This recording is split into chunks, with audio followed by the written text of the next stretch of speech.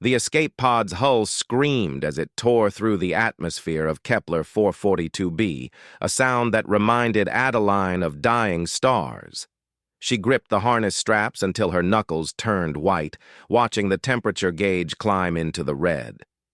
The Zephyrian cruiser she'd stolen it from was probably still in orbit, scanning for her signature, but right now atmospheric entry was the more immediate threat to her existence. When the pod finally crashed into the crimson sand dunes, Adeline tasted copper in her mouth. Blood. She'd bitten her tongue during impact. Small price for freedom, she thought, as she triggered the emergency release. The hatch hissed open, flooding the cramped interior with alien air that smelled like ozone and rust. She stumbled out onto the red wasteland, her Zephyrian guard uniform already starting to chafe. 3 cycles she'd worn it. 3 cycles of pretending to be one of them, learning their secrets, waiting for the right moment. The empire that had conquered 47 star systems thought they knew everything about humans. They thought they'd cataloged every strength, every weakness, every predictable response. They were wrong. Adeline checked her stolen data chip, still secure in the hidden pocket she'd sewn into the uniform's lining. The coordinates of every Zephyrian weapons facility in the Outer Rim. Intelligence that could turn the tide of a war humanity was losing. If she could just get it to the Resistance, if she could just... The sound of engines made her freeze. A ship descended from the burnt orange sky, sleek and predatory. Not Zephyrian design, human. But that didn't necessarily mean friendly. In the lawless border worlds, human pirates and slavers were often worse than the aliens they fought against. The vessel landed 50 meters away, kicking up a storm of red dust. A cargo hauler, old Earth make, retrofitted with weapons that definitely weren't standard. The kind of ship that asked no questions and expected the same courtesy. The boarding ramp lowered. A figure emerged. He was tall, lean, with the kind of weathered face that spoke of years spent breathing recycled air and dodging plasma fire. His coat was patched in a dozen places, and a weapon hung at his hip with the casual familiarity of someone who'd used it often. His eyes, though, they were sharp, calculating, taking in every detail of her appearance in seconds. "You're a long way from anywhere," he said, his voice carrying easily across the distance between them. Adeline's hand moved instinctively to the small plasma pistol she'd hidden in her boot. "Passing through.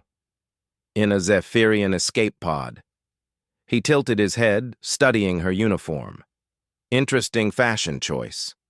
"Is this a rescue or a capture?" she asked, keeping her voice steady despite her racing heart. He paused, and something that might have been amusement flickered across his features. "That depends," he said, "on who you were running from." The question hung in the air between them. Adeline calculated her odds. He could be Resistance. He could be a bounty hunter. He could be worse. But staying here wasn't an option. The Zephyrians would triangulate her position within hours. "The Empire," she said finally. "I'm running from the Empire." "Aren't we all?" He took a step closer, and Adeline tensed. "But most people don't steal their ships to do it. Most people don't walk out wearing their uniform like a trophy." His eyes narrowed. "You're either incredibly brave or incredibly stupid."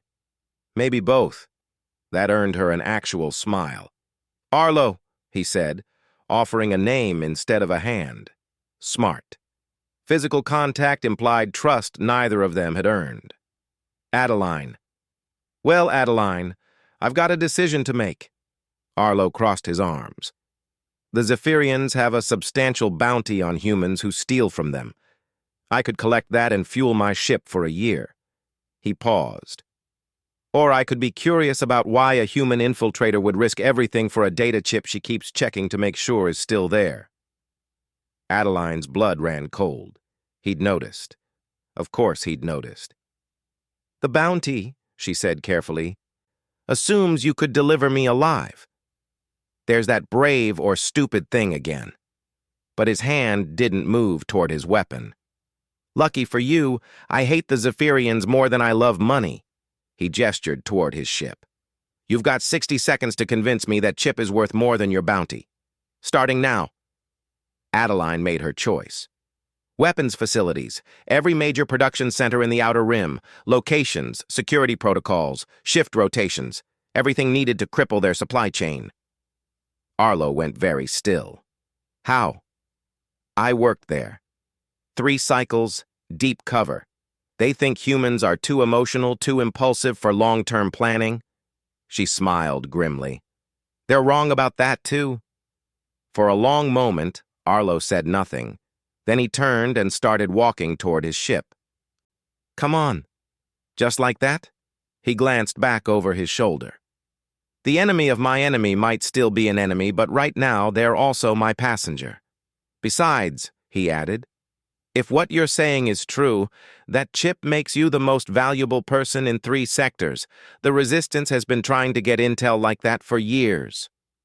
Adeline followed, each step taking her further from the crashed pod and closer to a ship that might be salvation or damnation. Your Resistance? I'm a lot of things. Smuggler, mostly.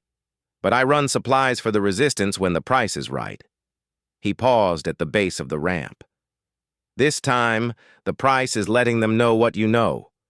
No payment required. Why? Arlo's expression hardened, and for a moment, Adeline saw the warrior beneath the smuggler's facade. Because humans don't conquer. We survive. We adapt. We come back from extinction-level events and impossible odds. The Zephyrians think they've broken us, but they've only made us dangerous. He extended his hand finally, a gesture of trust, or perhaps of solidarity.